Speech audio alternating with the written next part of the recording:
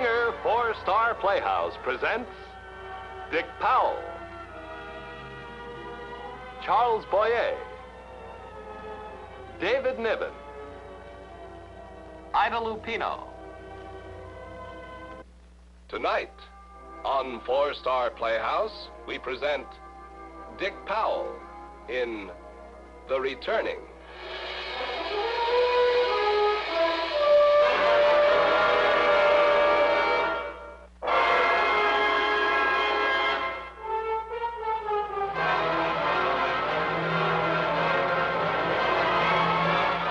Routine flight, routine. 300 planes going out on a bombing mission. 1,500 tons of explosive to be dropped on Tokyo. An X pattern of firebombs. Then we spread it from there. For 299 bombardiers on this strike, it was an impersonal job. Routine. I was the 300th. And for me, this was not routine. Pilot to navigator. Pilot to navigator. I'm still on 335. How about that change? Coming up, Don. Don? Yeah? Turn left 7 degrees for a new heading of 328. Right. That's one thing you never have to worry about. What's that? Dave's navigation. That's the Ivy League, boy. They've got a way of turning out brains. Hey, Don, what's the matter with Avery? I don't know. You're closest to him. I wish I knew. It's bothering me. He's been out here a long time. Maybe it's beginning to tell. No, it's not that. Whatever it is, I'm sure it's not that. Hey, Phil. You all right?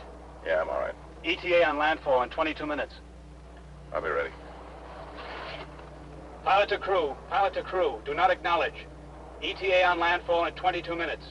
ETA on landfall in 22 minutes. Landfall in 22 minutes.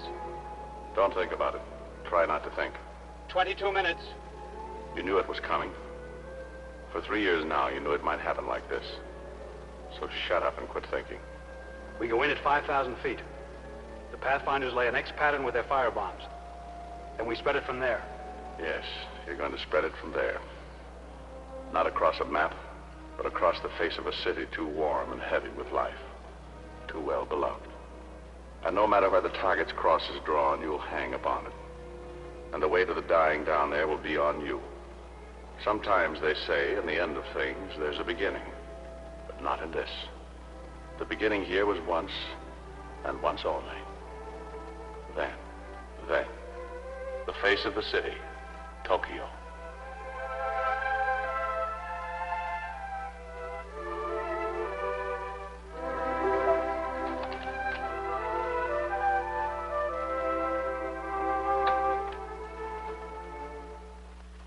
Oh, hello, Avery. How good is it? Pretty good, Gary. Quarterly essays again? Well, my creative writing project. I'm just finally getting through the papers. Oh, come up with anything worthwhile? Yes, I think there's one here that's exceptional. Oh, what is it? Well, it's a poem. Unrhymed verse. Has rather an odd title. To a bird storm-driven.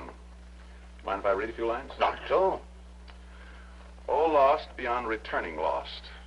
The shore gone and the wild sea under. Somewhere against the windless stars I heard you cry.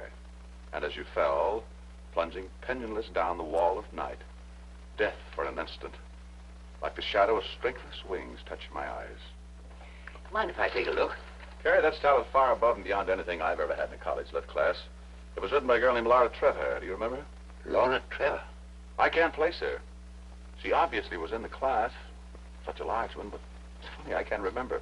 Why do you want to remember her? Oh, I don't know. I thought maybe I'd like to look her up. I have a feeling throughout the poem of someone who needs help of some kind. Oh, I know it's crazy, but this is poetry, pure poetry, and a wonderful talent. And it belongs to someone so obscure and unimpressive she was in my class without my even knowing it. May I offer you a suggestion, Philip? Forget about her. What do you mean? It's a little difficult to explain. Well, Carrie, go ahead. I'm rather obtuse at times. Well, in this university, we have a tendency to stand together and build our own small island. That island, of necessity, is well-defined and clearly drawn. As long as one does certain things and refrains from doing certain others, one belongs. If one chooses to leave the island, one does not come back. I gather, then, that the Trevor girl has lost favor with you islanders. Father was a journalist, correspondent of the London Times. He married a Japanese. The girl is Eurasian. So what, Carrie? Racial intermarriage isn't unusual out here. Possibly not. But in this particular island, they're not acceptable. Oh, I know what you're thinking. You're quite right. It is. It's snobbery. But it's also a part of the social cement that holds this island together. Oh, I didn't make the rules. They were here when I came. But they are the rules that we play by. What you're really trying to say, that they're also the rules I must play by. Well, you live on the island. But even without the marriage, Trevor would have washed himself out. How do you mean? He's just no good. And after his wife died, he got mixed up with a rather dubious set. Then followed a long process of drinking too much. And finally, he wound up in the slums of Asakusa with his daughter. I take it he's dead. Yes. What about the girl? Probably very like her father. Sensitive, intelligent, and no particular good. She's a taxi dancer at the Sakura Club. And yet, with all that, she found reason to come to this university. For special classes from time to time. She was never a regular student. I don't care how she came. Point is, something prompted her to come. Something made her want to take a course in the modern poets. And beyond all this, Carrie, there's the poem she's written. No matter who she is or what she is, the gift and the talent are there. You can't let a thing like that be choked out in the city's gutters. I'm afraid I can, Philip. The girl is no good. She doesn't belong. Now, you're putting me in the position of sounding very stuffy, and I hate it. All the same, for your own good, I suggest that you drop the whole matter. Are you speaking as Carrie Howard, private citizen, or as Dean Howard of the university? As Dean Howard, I'm afraid.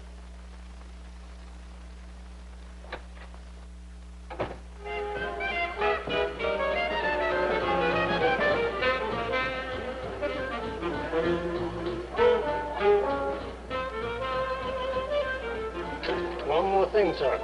We do not permit the girls to leave until closing hour. You remember, please? Yes, I remember. Now, tell me, which one is Laura Trevor?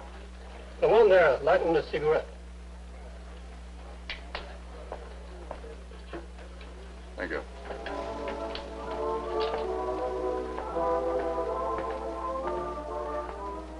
Miss Trevor? Oh, it's the ticket. May we sit this one out? Cost you tickets either way. I have quite a few. Sit over there if you'd like.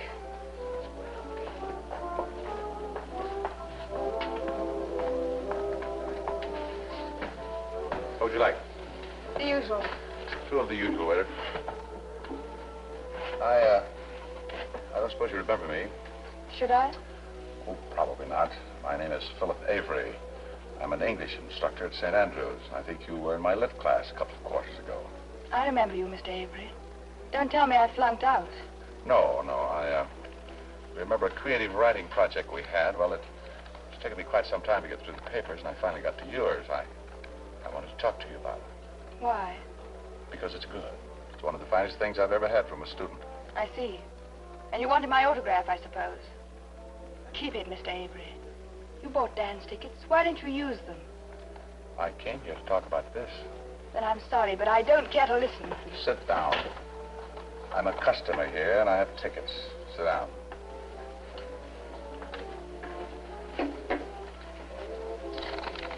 Give it. I'm sorry, Miss That's Avery. all right. As in all places, the customer here is always right. Look, I'd like to be honest with you. I read your poem, tried to forget it, but I couldn't. I just had a feeling that someone with talent like yours should be doing something about it. I've come a great distance to find you. Now that I'm here... Now that you're here, you realize you made a mistake. And wish you knew how to get out of it. No, I don't... Tell me, Mr. Avery. What were you expecting? Some pale, introspective little poetess you could play Robert Browning to? I don't know what I expected. Or possibly an amorous adventure of some kind. Beginning on a fine intellectual plane, of course. Why don't you go home, Mr. Avery? Take your poem and go home. There's nothing sweet or idyllic about this. I'm exactly what you see. Cheap dancer in a cheap little club off the Ginza. That's funny. In the poem, I seemed to see someone else. Did you? Someone who was lonely and perhaps in a strange way very lost. One of the hurt people in life who could still cry with compassion about others. Something of a child, too, a kind of a bitter innocence. No, I wasn't looking for anything. It's all there, naked for the world to see, in your symbols and your use of images, the way you put them together. Get out of here. You said what you came for. Now get out. What about this? Keep it if you like. It means nothing to me. Doesn't mean anything to me either. I came here to find the girl behind the poem. I found her. They told me what to expect. They're right. There's 5 more you've set out.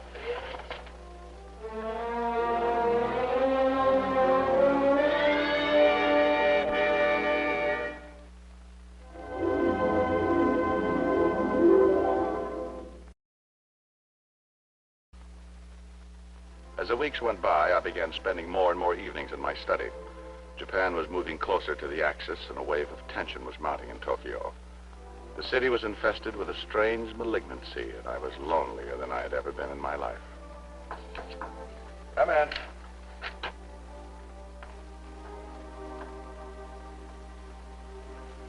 Mr. Avery. Hello, Miss Trevor. I wanted to talk to you. Seems to me we've played this scene before, slightly in reverse. Yes, and I'm sorry. Please believe me, I'm so sorry about what happened that night. Won't you sit down? What can I do for you? I don't know.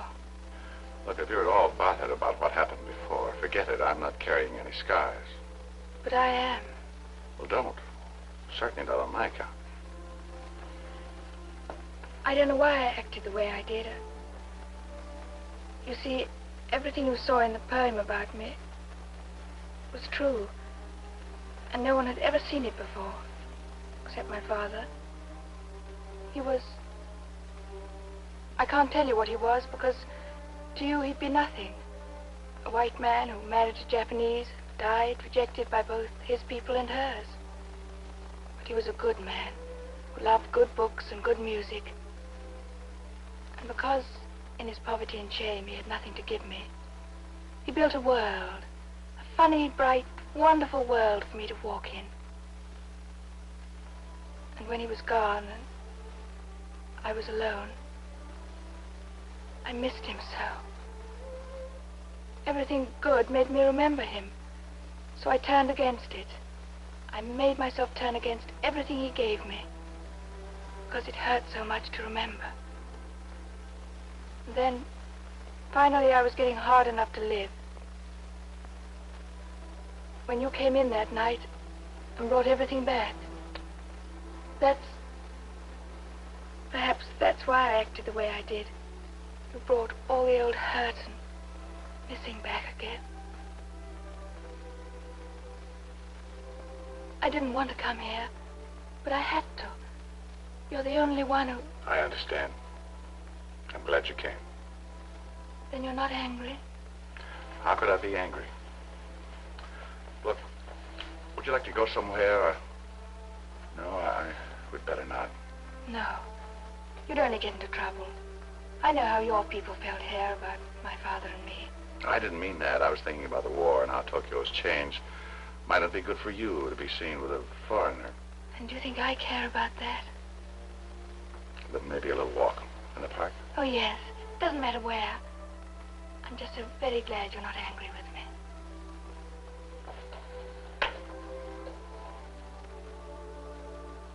It really turned out to be quite a chain reaction. My uncle was a vestryman at St. Paul's. The rector there was a brother-in-law of the bishop who happened to be related to the dean here at St. Andrews, who oddly enough wanted an English instructor. All the machinery began to work, and I found myself here. And it could so easily not have happened if just one of those cogs hadn't turned. But they all turned. I saw her again the next night and the next. We were like two persons in a new and wonderful world, discovering it together. But wherever we went and whatever we did, we seemed to end up each evening in the little park. Philip, oh, so wonderful and crazy. What is? Us, the way we were, up until a little while ago, complete strangers. You an American, I a Japanese, since I'm part that and I live here. An ocean and 2 continents between us. And yet, if you were me and I you, we couldn't be more alike, could we? No, I guess we couldn't. If you say, Buck, Rachmaninoff, Blake and T.S. Eliot. cats and sailing, and the city when it rains, and the same church even. You know, I might have been a Buddhist. My mother was. My father was an Anglican, so of course I was too. Look. It's pretty. Laura, do you have to go back there where you work? No. Well, it just so happens that most of my friends are in the newspaper business. I could get you a job if you were interested. Oh, now that I know you, I somehow just don't like you being there. May I get personal? How are you fixed for money? All right. Oh, now you'd say that whether you were or not. Look, I know you don't have much money, neither do I, but, well, what I'm trying to say... No, I couldn't. I know how it sounds, and believe me, I don't mean it that way. It's just that I want you to get away from where you are. If taking the money bothers you, call it a loan. Laura, I just don't want you lonely and scared again. And I want you to be safe and not hurt anymore. Don't say any more. Let's just be together and have fun. Keep each other from being lonely. That's enough, Philip. That's all we need. That's all I need.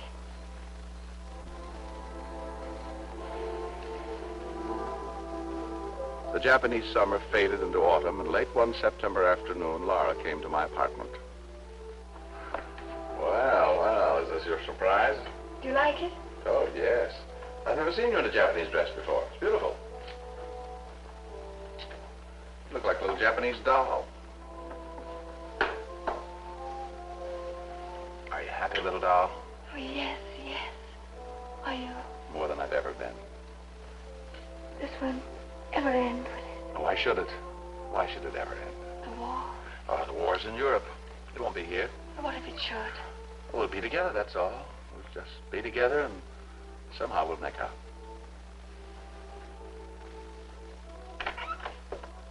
Oh, Carrie, Ames. Sorry, I didn't know you were in conference. We're not. We were waiting for you, Philip. I hardly know how to start this. No, you've put us in a very awkward position. I see no reason to beat about the bush, Carrie. Let's have it out. All right, Ames, let's have it out. You've seen it all about it. Last spring, Avery, Professor Howard gave you some pretty sound advice. It seems you've chosen to disregard it. What are you talking about? That Eurasian girl, Laura Trevor. What about her? It seems that since last March, you've been associating with her quite, how shall I say, quite constantly. And conspicuously. This quarter, you brought her as your guest to the house dinner. Oh, what you're really trying to say that is, in your opinion, Miss Trevor doesn't quite come up to the social standards set by you islanders and your wives. Since you put it that way, yes. Well, as far as I'm concerned, you and your wife... My dear fellow, surely you're perceptive enough to realize that the whole thing is in rather bad taste. Bad taste? I'm sorry, Philip. I hoped it wouldn't come to this. But we both felt it was unwise for you to, well... What Carrie means to say is that we'd like you to end this friendship at once. Yes.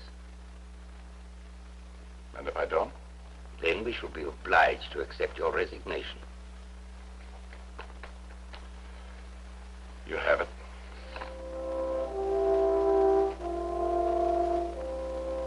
Philip?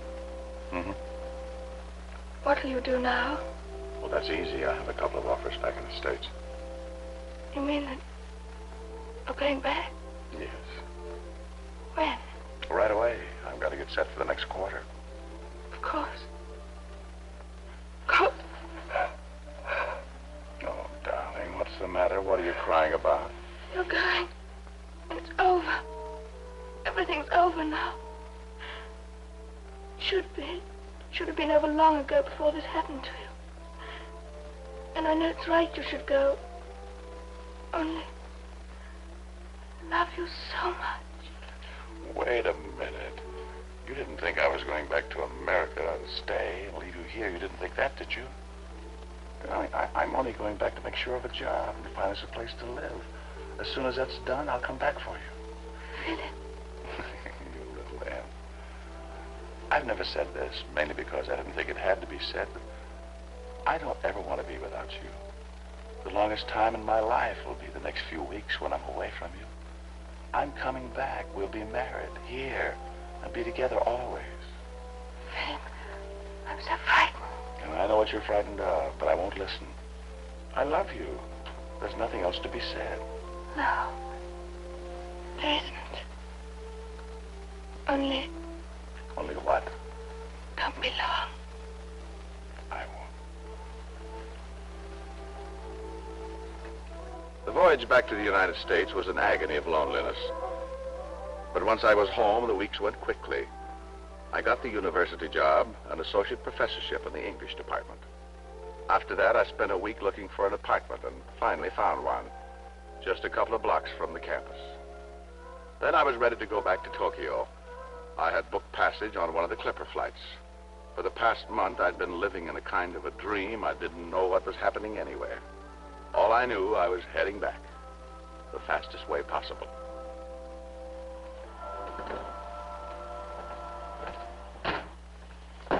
Morning. Morning. Well, your flight's been canceled, Mr. Avery. Canceled? Well, can you book me on another right away? I'm sorry, sir, but nobody's traveling to Japan. What are you talking about? Do you mean you haven't heard? Heard what? The radio. I haven't listened to the radio in a month. What should I have heard? The Japs bombed Pearl Harbor this morning. All flights are canceled. We're at war, Mr. Avery. Well, I've got to get back. I've got to get back. I'm sorry, sir, but the only way you'll get to Japan is in the nose of a bomber. Pilot to Avery. Pilot to Avery. Avery on. Are you all right, Phil? Yeah, I'm all right. We're approaching target now. The marker is up ahead. I'm turning her over to you. Right. Over now.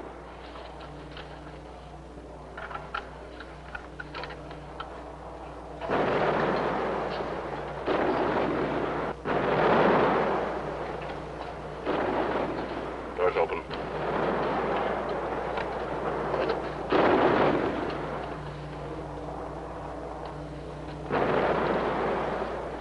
Oh, lost beyond returning lost. The shore gone and the wild sea under. Somewhere against the windless stars I heard you cry. And as you fell plunging pinionless down the wall of night, death for an instant, like the shadow of strengthless wings, touched my eyes. Arms away.